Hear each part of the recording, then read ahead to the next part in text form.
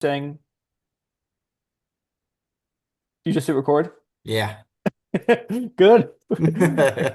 We're learning on the fly. Um, as you were saying, it's when we last recorded, the Knicks were on their way to the NBA Finals against the San Pre-finals. Antonio Spurs. I was catching up on the Knicks team, the Spurs team, what to anticipate, what to be apprehensive for, what to be excited for. Turns out there's a lot to be excited for because they ended up winning in 5 games in a If you're a Knicks thrilling fan. fashion. Yeah, if you're a Knicks fan, there's a lot to be excited for. Um, I'm shocked. I We'll get into it at the end for sure, but Spark Notes is just impressed, proud. Not the kind of team I expected to win the championship when I kind of fell out with the Knicks. I thought they'd have to draft like a top player. Like I thought when Porzingis didn't work out, I was super soured on the team. Hmm. I was like, okay, this is our guy. He's kind of the new NBA center where he can play rim defense, but also shoot threes. And then remember how bad Phil Jackson was? He was a terrible GM. Yeah. And Yeah. that's when I just kind of soured on the team and then I never really got back into it. I don't even know want to say I'm still into it, but But you didn't this miss team was much. just You didn't this miss team was much from him up until 3 or 4 years ago. it's just so likable. I mean, little I know of them, awesome, awesome guys, awesome team, well Yeah. deserved. Yeah. They became arguably one of the most fun teams to root for that I can imagine. Speaking as a Knicks fan, but just as a fan in general, it was hard to root against this team.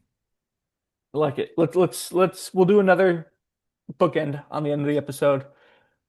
But this week we got Along Came a Spider. Along Came a Spider is the first novel in James Patterson's long-running Alex Cross series, introducing readers to one of modern thriller fiction's most recognizable detectives. Washington, D.C. detective and forensic psychologist Alex Cross is already juggling a brutal homicide investigation when he's pulled into one of the most high-profile kidnapping cases in the country's history. Two children from powerful, wealthy families vanish from an elite private school, and the kidnapper appears to crave notoriety as much as money. I knew this was a movie, so I expected the kind of thriller plot, I guess you could Hmm. say. I wasn't expecting it to be as kind of demonic and twisted as it ended up being. I read this on a plane. I had a long flight, like back and forth. So I'm like, perfect. Like James Patterson, quick, easy read, no problem. I ended up being like sick to my stomach through the first half of the flight and the first half of the book because of just the kidnapping and the gruesomeness of that and everything else. And then by the end of it, I just, yeah, there wasn't too much of it that I enjoyed because it turned me off so much. It it almost handles the gruesomeness in a pretty breezy manner. Too breezy. Yeah. Yeah. It's Um, like internally kind of sickening and there yeah, wasn't so there go wasn't ahead. much of there wasn't enough of a good guy against the bad guy, I would say. Like Alec Cross is the main character, he's the detective, but he wasn't like Batman, so to Hmm. speak. So there wasn't enough of a good to offset the twistedness of the bad guy. Yeah, that synopsis is pretty general. In this spoiler discussion, I'll kind of get into a little bit. So, initial crime that you open with is uh, a gruesome mutilation and killing of a single mom and her two kids. That is unresolved, and then there's a kidnapping at the boarding school not at a private day school in DC of a Hollywood actress's daughter and the Secretary of Treasury's son, who are friends, Mhm. by a teacher. Um, Alex Cross gets pulled from the murder investigation in the ghetto of DC to the elite private school. And then that kind of when he gets involved with the Secret Service, who was watching the son and his friend, the girl, the and then we kind of figure out that the person who did the kidnapping, the teacher, it has split personalities Yeah. and is Gary Soneji slash is his murderous criminal diabolical, I don't know, uh ego, and Gary, was it Meyer or Gary? I had to something like that. Gary Meyer or Gary Mayer. Where did I have it? Here we Yeah. go. And It he had is like the supposed alter like ego. every guy alter ego. Yeah. Like lives in the suburbs, has a wife, like real yeah, really, really twisted. There's the other part where the book just starts off Gary Murphy. and what this Yeah. guy Gary supposedly gets his idea from is the Lindbergh kidnapping. Kidnapping, yes. So that's brutal also to like kind of remember that that actually happened in history and to look that back up, that's just horribly depressing.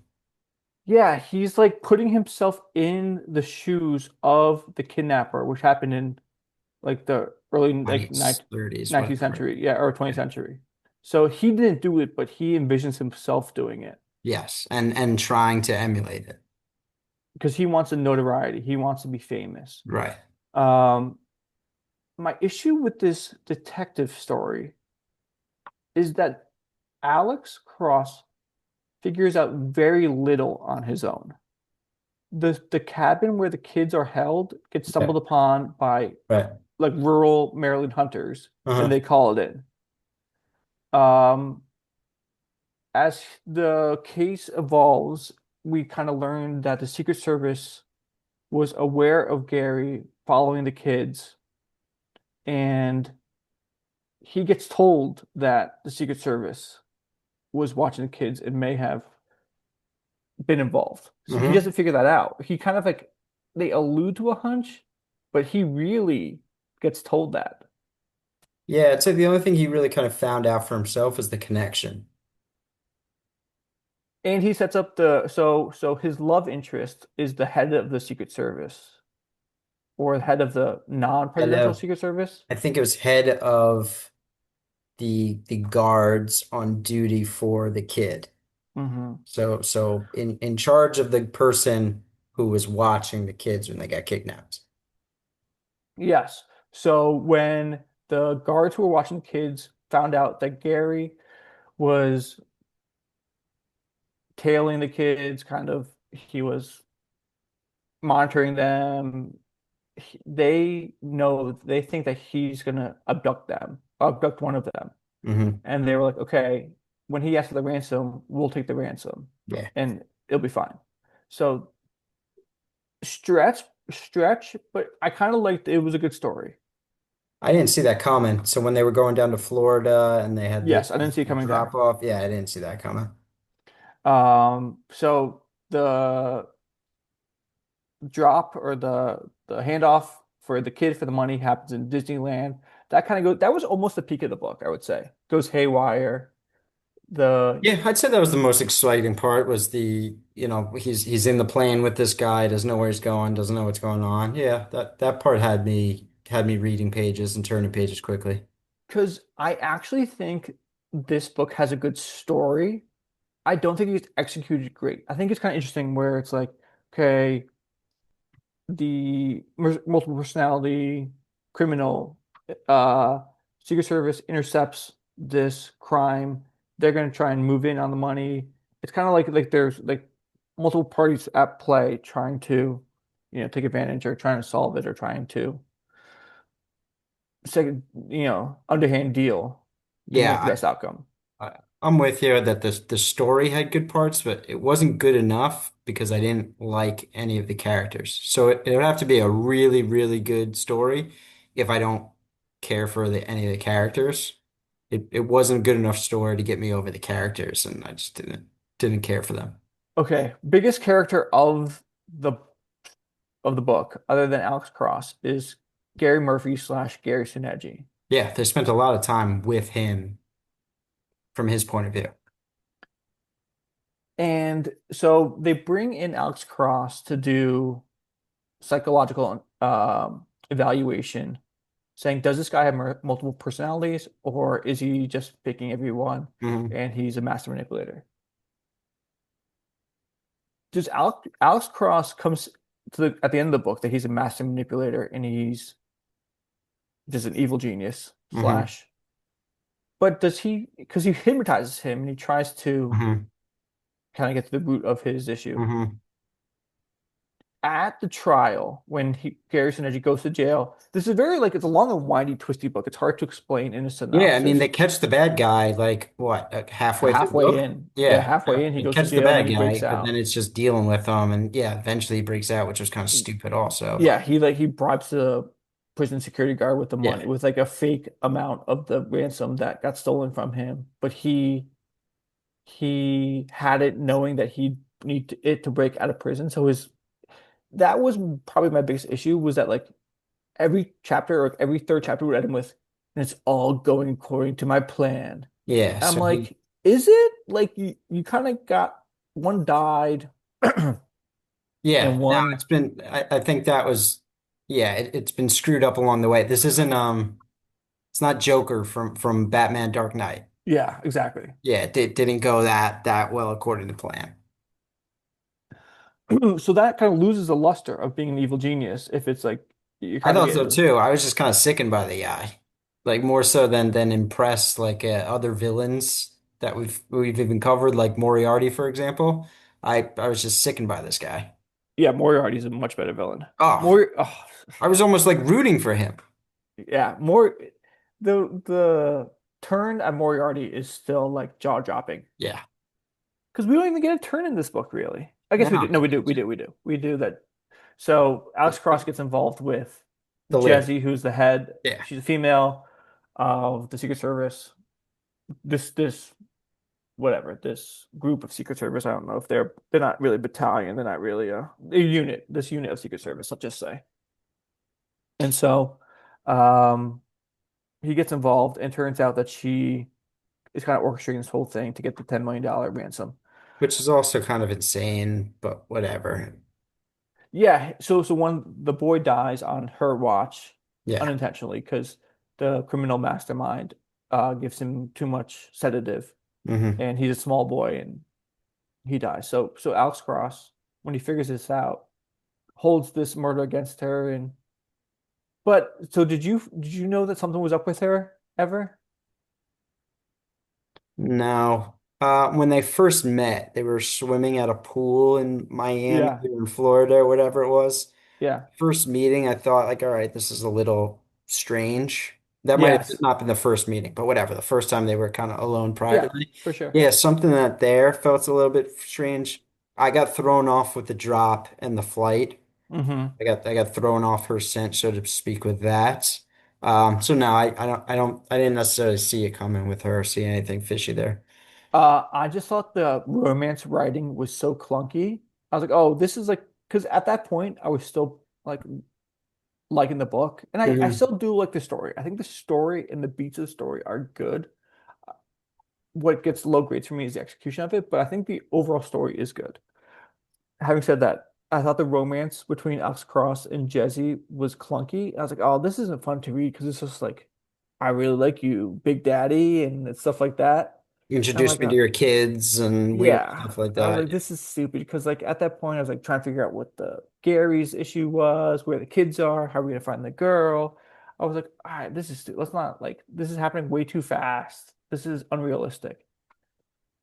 And then as it went on, I was like, I feel like this girl, Mm, something's up, and the writing was clunky. Not maybe intentionally, maybe not intentionally, but it makes more sense if that was clunky on purpose. okay. And when they had like the rough sex Hmm. in the motel. I was like, oh, she's bad. She's definitely bad. Like she was like on top of him in the tub and he couldn't breathe. I was like, oh, I guess you she's could say bad. she was kind of, yeah, she was bad and kind of rough and tumble the entire time, driving around a motorcycle, all that stuff. Okay, yes. He every time they're on the motorcycle, she is driving and Oh he yeah. is sitting on the back holding her. It's like, dude, like I like he's supposed to be this rough. He's supposed to be like I six know. five black dude, like super jacked, like Rough cop, badass, super super handsome. smart. Just leaves his two kids at home with his grandma and hops on the back of a moped. Like he's Dumb and Dumber. Yeah, yeah. He's like, I'm holding on. He's like, you only squealed once. I'm like, I held it. Yeah, she did kind of macho him out there. The first one was so funny. I'm like, this is ridiculous. Because That's like, it. Yeah, that whole that love story was pretty ridiculous. I just like just picturing him on the back of the motorcycle, and like people couldn't believe what they were seeing. A black man with a white woman. I'm pretty sure it's because you were the black dude. I don't know. That just made me laugh. It was I thought it wrapped up pretty well. It was a little like messy with him having split personalities, not split personalities. Was he a good actor? Was he's not? I wish he was a little bit more of a calculating mastermind where a couple pieces did fall into place.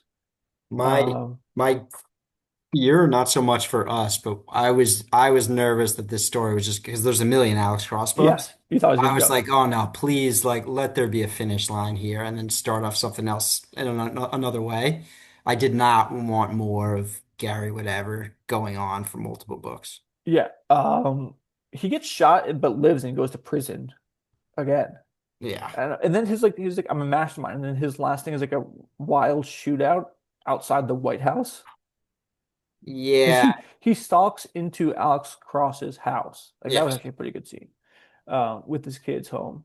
Also, how does a cop who is a single father in the bad part of DC, who investigates criminal masterminds, psychopaths, not have a gun by his bedside table? Yeah. That's gotta be like you Boy, gotta have one. it's a mess. That's a miss. Um, so yeah, I don't know if he comes back for more books. I thought it was fine. I thought it was fine. I didn't like they didn't really solve the gruesome murder part. I didn't really. So he just wanted to escalate his crime from. He Yeah. wants more notoriety from. I thought this was going to be a real even more of a thriller, mind bending. Yeah, It wasn't that to me. I think mostly because it was so kind of sick and sadistic and twisted.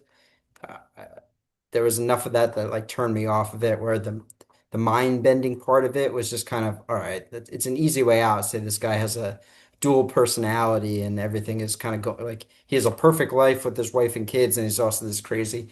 Like, all right, that's just it seems like too easy for me, I guess you would say. yeah. Speaking of his perfect life versus like a deranged psychopath, is he just going to school all the time, and he's supposed to be at this like car salesman job? Seems like that. Yeah. So she was It, saying he like travels a lot for work and stuff like that, which and again, wasn't making sales. that just doesn't like it just doesn't check out. Like if you're working at a school where the Secretary of the Treasury, you know everything about what they do, and you're just not gonna Yeah. have a That, teacher like that and there. that's exactly when they started bringing up like the dual personalities. I'm like, okay, how does this work? Because he's teaching at this. It's not like he's a Yeah. sub or he was a real teacher. Anyways, that was kind of threw me for like a And loop of for that course, entire all chapter. of his split personality came from him being like abused as a child and locked in a basement and whatever, whatever. Yeah, it just didn't do it for me. I didn't care for his character one bit. Not just because he was the villain, but just because I thought he was a bad villain. Yeah, I don't dispute it. I thought he was good for the first third, and then when stuff started getting before the multiple personalities, like okay, this is pretty interesting. He's wants notoriety. He's a great actor. He's got this plan. He's got the disguises, and then it's like, oh, I want to set this guy up. The guy I want to set up is me, Right. but I'm not crazy.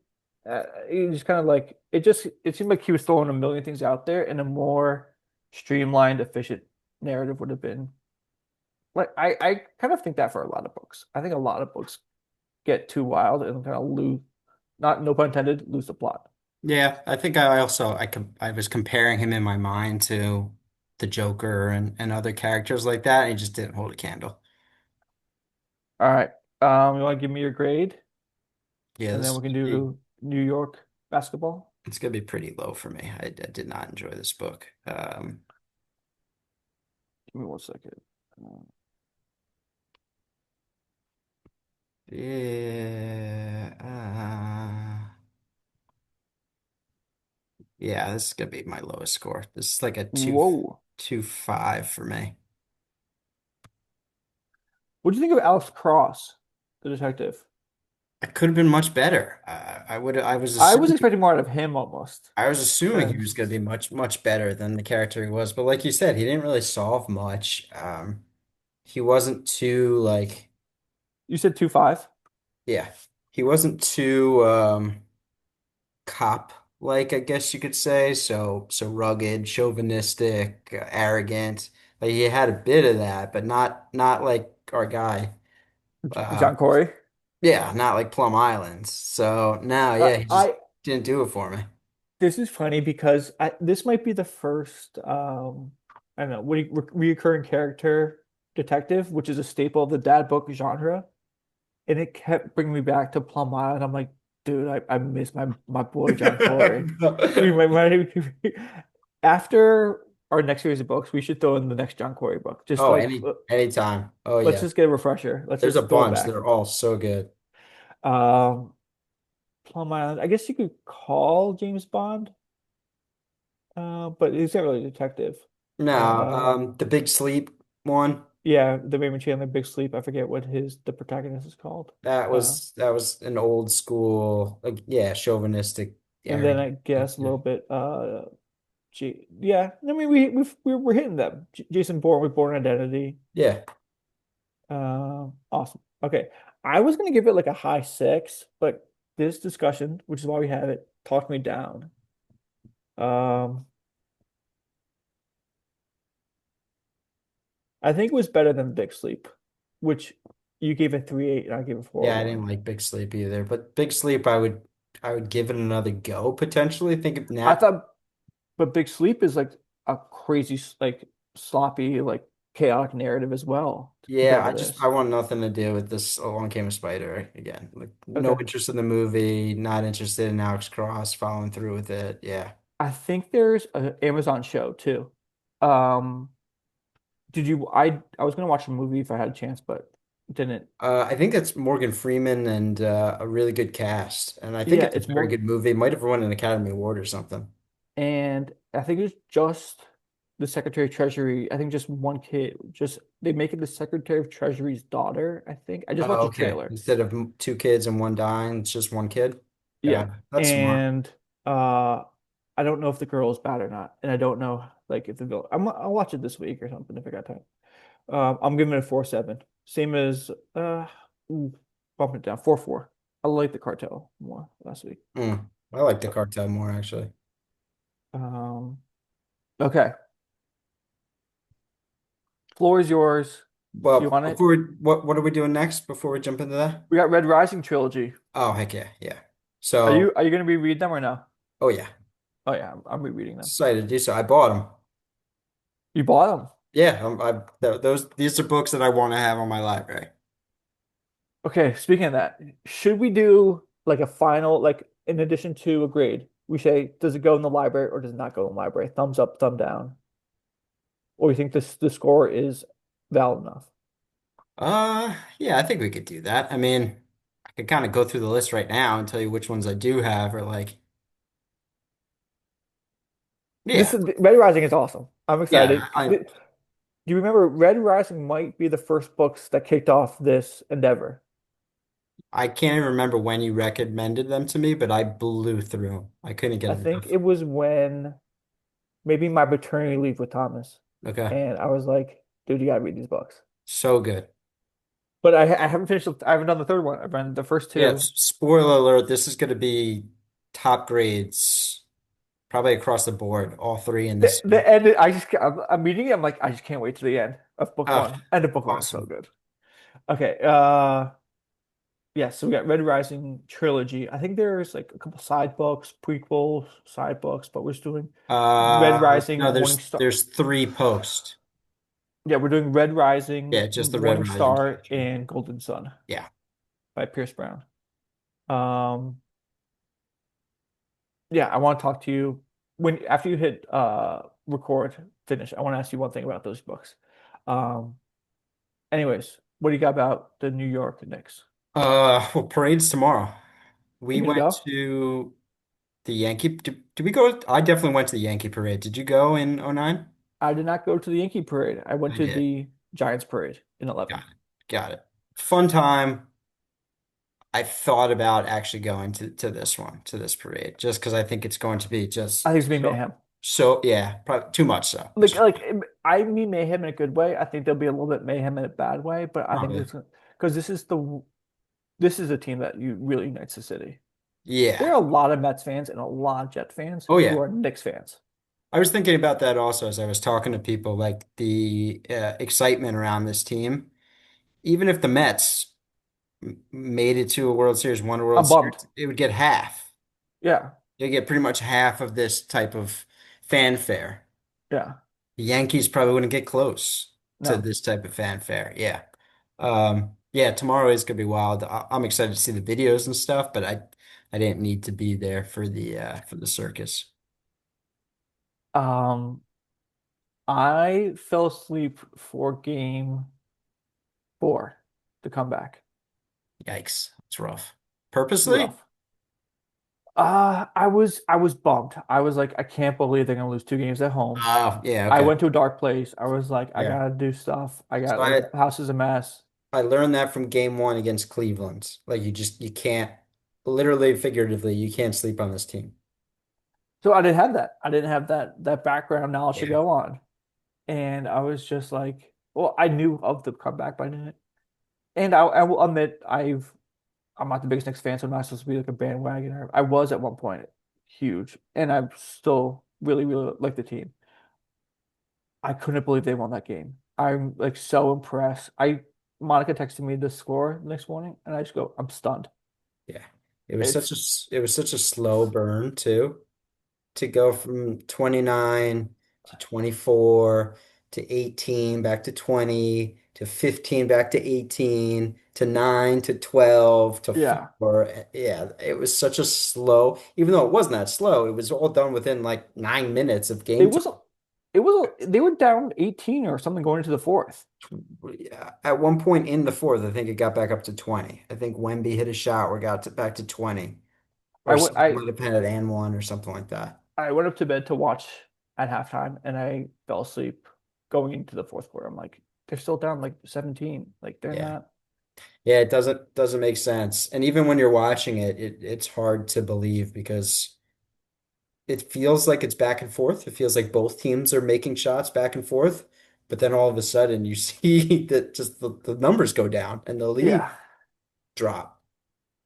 Well, that's what's kind of great about the new NBA where threes are so prominent is that leads can be erased pretty quickly. Yeah, because you can get hot, you can get And cold. the other It's team can get easy for cold. three. Yeah.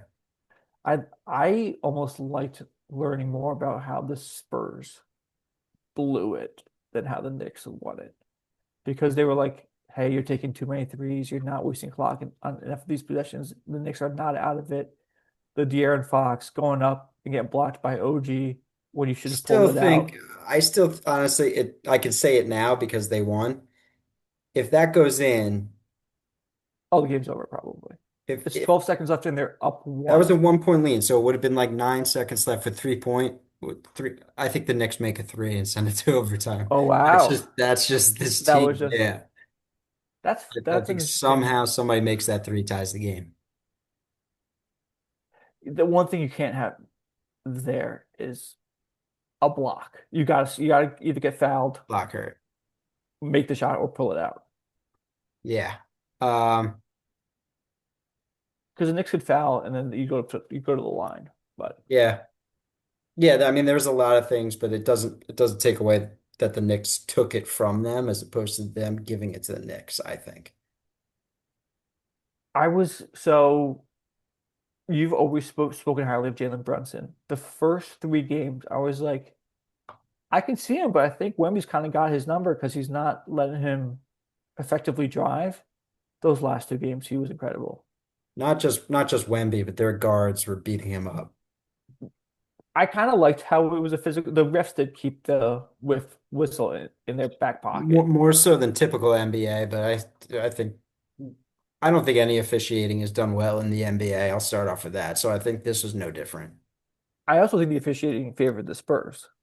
Yeah, I think so too.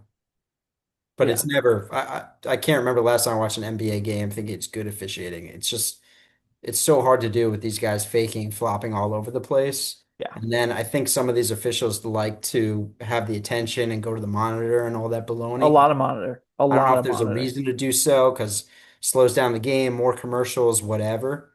But yeah, they were trying to take hold of the game way too much.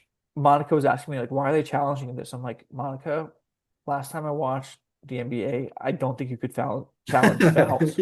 I'm Yeah. serious. I couldn't explain to her. Yeah, I was like, I'm finding this out at the same time you are. on the fly.